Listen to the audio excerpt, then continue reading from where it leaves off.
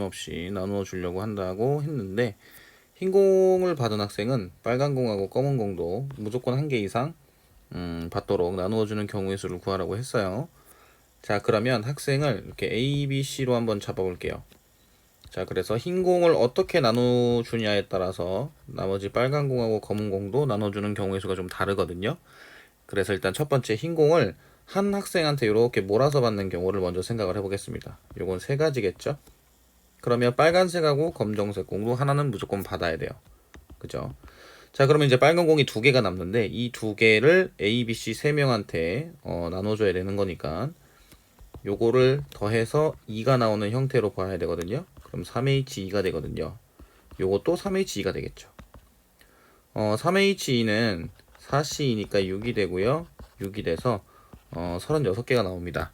그런데 여기서 공을 하나도 받지 못하는 학생은 없다라고 얘기를 했잖아요. 그러면 3H2로 했을 때 하나도 받지 못하는, 즉 C가 못 받는 경우도 나올 수가 있거든요. 그럼 C가 만약에 못 받게 되면 0이 되는 거니까 빨간 공 두 개를 A와 B가 나누어 받는 경우의 수는 2H2가 되죠. 그럼 2H는 3입니다. 그럼 여기 밑에도 3이거든요. 그럼 3 곱하기 3을 하게 되면 9가 되겠죠. 그쵸? 그래서 이제 9개가 나오게 돼요.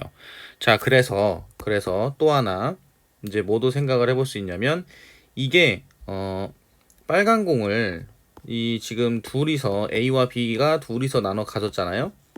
그죠? 요게 이제 9가 되는 경우였고, 그럼 B가 못 받을 수도 있겠죠. 그럼 B가 못 받는 경우도 9가지가 되는 거니까 18가지가 돼요. 그런데 여기서 또 이제 생각을 해줘야 될 게, 이 둘이서 이렇게 나눠 가질 때 B도 못 갖는 경우가 이제 발생을 할 수 있거든요. 그러니까 A가 이제 모두 받는 경우. 그러면 C가 못 가질 때 B도 못 갖는 경우가 있었고, B가 못 가질 때 C가 못 갖는 경우가 있어서 B, C가 동시에 그 받지 못하는 경우의 수가 겹치게 됩니다. 그래서 이거 1을 빼줘서 17이 돼요. 그러면 36에서 17을 어떻게 해야 되냐면 빼야겠죠. 그러면 19가 나옵니다. 자, 그래서 흰 공을 주는 경우의 수가 세 가지였으니까 3 곱하기 19가 돼서 57이 되겠죠. 자, 그 다음에 흰 공과 빨간 공과 검은 공이 있는데요. 이번에 한 개씩 이렇게 주는 경우. 그럼 빨간색 공이랑 검정색 공도 이렇게 하나씩 줘야겠죠. 자, 그래서 이제 이 흰 공을 못 받는 학생을 결정하는 경우의 수가 이제 세 가지가 되는 거고요. 그 다음에 빨간색이 이제 하나씩 이렇게 주면 한 개가 남아요. 이 한 개를 A, B, C 세 명 학생한테 하나 나눠주는 경우의 수가 세 가지가 되겠죠. 그럼 검정색 공도 세 가지가 됩니다. 이렇게. 그쵸? 자, 그러면 요 두 개를 곱하게 되면 이제 9개가 나오게 돼요. 그런데 여기에서도 빨간 공하고 검정색 공을 C가 못 받는 경우가 발생할 수 있죠. 그죠?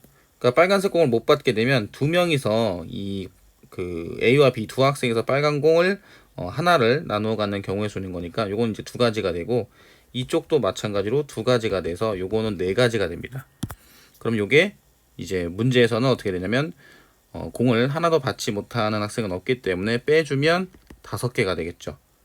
그러면 3 곱하기 5는 15가 되거든요. 그래서 문제에서 요구하는 총 경우의 수는 57에서 15를 더해서 72가 문제에서 요구하는 정답이라고 보시면 돼요.